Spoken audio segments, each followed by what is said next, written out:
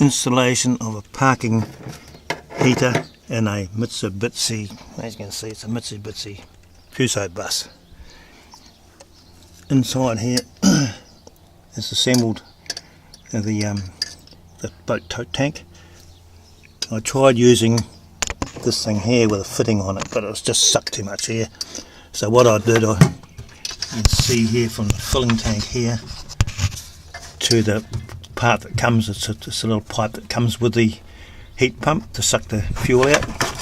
I drilled a 20mm hole in there. This bit of string here I tied to the top up here, dropped it in the tank, got a bit of wire hook, put the wire hook down there, pulled the string out, pulled that up, bolted it on. Now you need to measure how length the pipe, so I had to cut off the pipe because it wants to stop about 1/2 inch from the tank. Fuel filter is there, the pump is there, and it seems to be working pretty good. You can, if there's any air coming up, you can see the bubbles on that little filter there. Now you need to, I used a split pipe here to put the main power leads from the motor here down to the back, and I use this hose here to put the fuel line in. I did have them both together, but I thought I better not. Now that feeds in from there through the chassis, along the chassis, and it's tied up with cable ties. The fuel pump, as you can see, the fuel line is here. You do not put that on until you're ready to start it up, because you have to bleed the air out of it. Installation, well, that's it. It gets pretty hot, this thing. As you can see, the exhaust pipe, I use some of this, I think it's wick stuff from the old wicks I used to in the old kerosene heaters, because this pipe here gets bloody hot, I would think. And as you can see, this part here is the stainless steel bracket that comes with it. I've got a mate down the workshop, we bent that, welded this is all stainless steel. It's up 200 off the floor, mainly to get this to go out and out by the front, by the back wheel. To go down under here would be pretty low to the ground and would do a lot of damage, I would think. The exhaust for the heat comes up through this one, got a 90-degree angle there that goes back into the bus. This other one, that black hose, this one here, it goes underneath the bus, it sucks the air in for the machine to work. Got a clamp both sides to keep it steady, the same as this one here. This one is down by the wheel there. If I'm driving along on shitty weather, I'll put some tape around it to stop the shit getting in there. This is the other attachment I said that used on that pump, but I just sucked too much air. And the cables, the power cables, they already had a main power cable from the battery.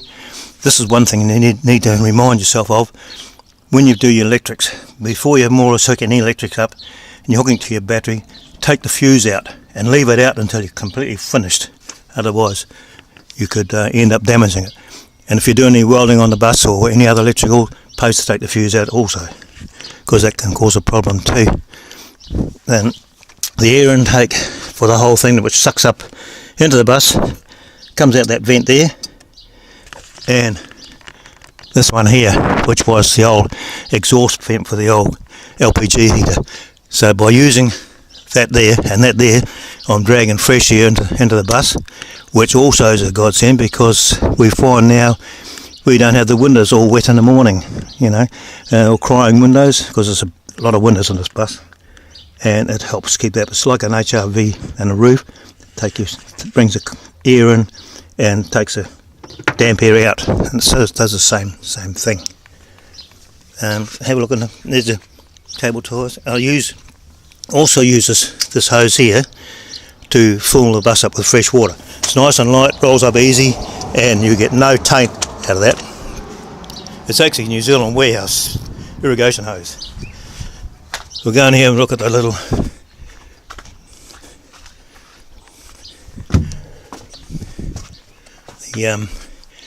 digital meter, which is that there. You can see it's on now. Now to bleed your brake, you turn on the on-off button, which is the bottom left hand side. The OK button is on the other side, and the two arrows up top, they move from side to side and up and down. To bleed your pump, you push the OK button and your arrows, you can push the arrows along, see it goes along to the clock, and then you push both arrows together and it comes up P1, push the arrow down to P2 and push OK, and that'll start bleeding your pump. You can go on to other YouTubes with parking heaters, and Michelle Wynn there, she'll tell you how to do other bits and pieces, because on this other side here, down this column here, you can change the start and stop every day of the week and different times. So it's quite involved. You can move these arrows along left to right. It comes along until I went too far. This one on the side, when that's blinking, that's your heater. All you have to do now is push the start button, on off button and OK button, and it'll start up. Thanks very much, and see how you enjoy putting it on. Bye for now.